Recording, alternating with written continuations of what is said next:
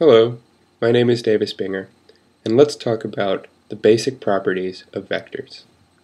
Today we will be looking at problem 2 of the 12.1 and 12.2 handout.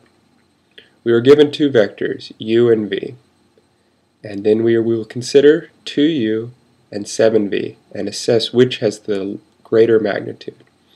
U is equal to 3, 4, and v is equal to 1, negative 1.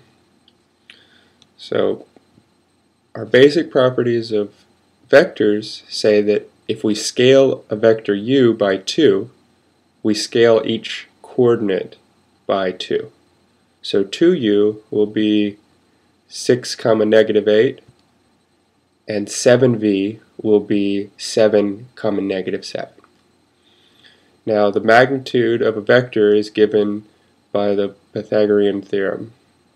We take the square root of all of the components squared.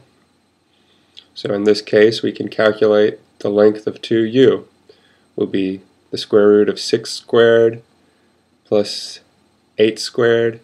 So that's 36 plus 64 is 100. The square root of 100 is 10. So this magnitude of 2u is 10.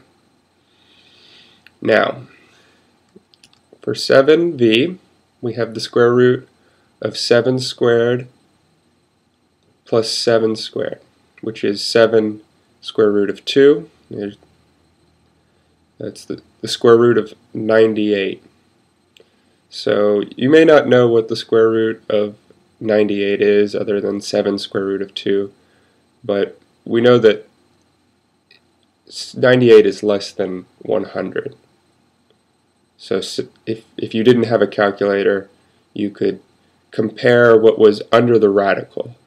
Under this radical is 100, and under this radical is 98.